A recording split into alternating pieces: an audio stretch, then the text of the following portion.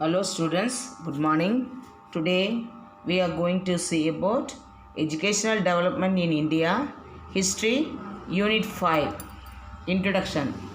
Education is a continuous process of acquiring and sharing of knowledge, skills and values. Education is recognized as the foundation of a progressive society. The world we live is constantly changing and developing. Let us learn the development of education in India through the ages. Next one, education in ancient India. The historical sources of provide the information that from very early times the tradition of teaching and learning has been in India. The concept of education might have originated from the Vedas. It emphasis on values such as humility, truthfulness, discipline, self-reliance, and respect for all creations. Sources of learning. You must have heard the names of Panini, Aryabhatta, Katyana, and Patanjali. The writing and the medical treatises of Saraka and Shushistra were also some of the sources of learning. Various disciplines such as history, logic, interpretation, architecture, polity, agriculture, trade, commerce, animal husbandry, and archery were taught. Next one, ancient education system in India, a way of life, Gurukula system. In ancient India, both formal and informal education existed. Indigenous education was imparted at homes, in temple, padachalai, and gurukulas. Temples played a vital role in imparting education and served the centers of learning. Teaching was oral and students remembered and meditated upon what was taught in the Gurukulas situated in forests in serene and peaceful surroundings. Hundreds of students used to learn together in Gurukulas. The family of Guru functioned as a domestic school or an ashram. During that period, the gurus and the sishyas lived together, helping each other in day-to-day life. The main objective was to have complete learning, leading a disciplined life, and realizing one's inner potential. Next one, Viharas and University Buddhist period. The Chataka taught accounts given by Wang and Ising, the Chinese scholars, and other sources tells us that king and society took an active interest in promoting education. The most notable university that emperors during that period were situated at Taxila, Nalanda, Vadabi, Vikramasila, and etc. Next one you say role of the teacher.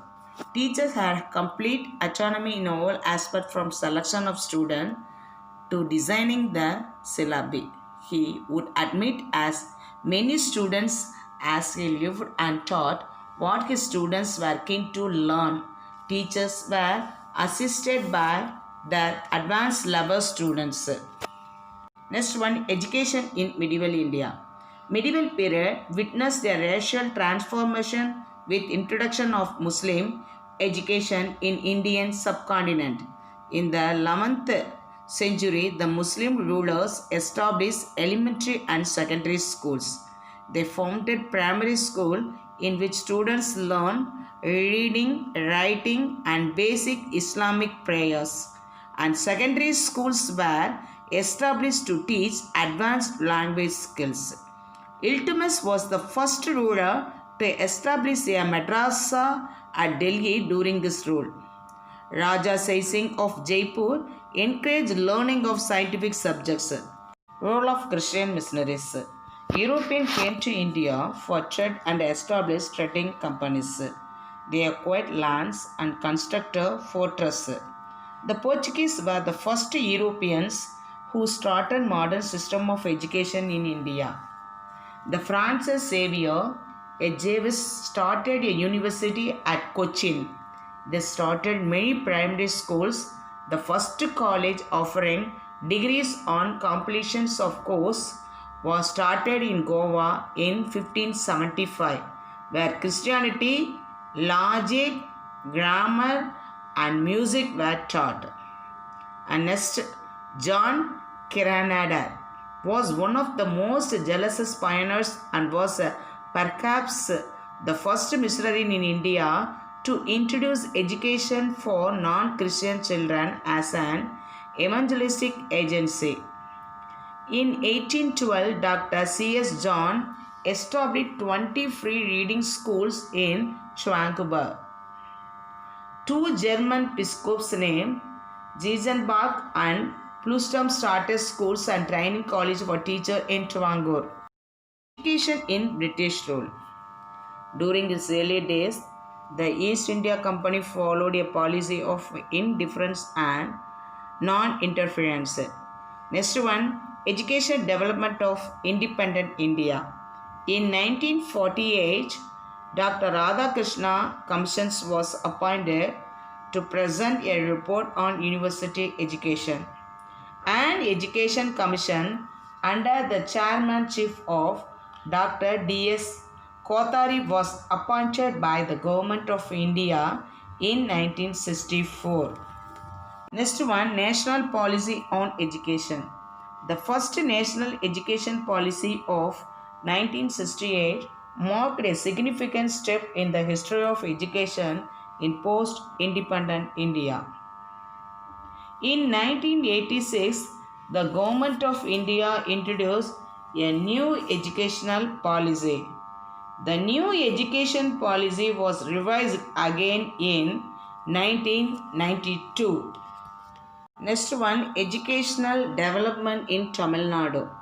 Yuvan Swan gives a graphic picture about Kanchi.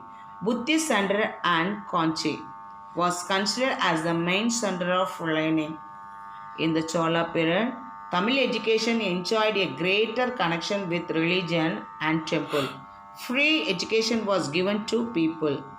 The Pandya king patronized Sanskrit in an exemplary way.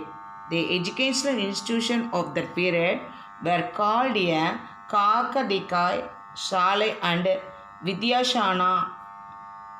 Lands were given to teachers.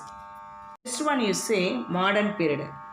Fernandes, who came to Madurai during the time of Veerappa Nayak, established a primary school. Maratha ruler Sharfoji II collected the old records and kept them in the Saraswati Mahal library.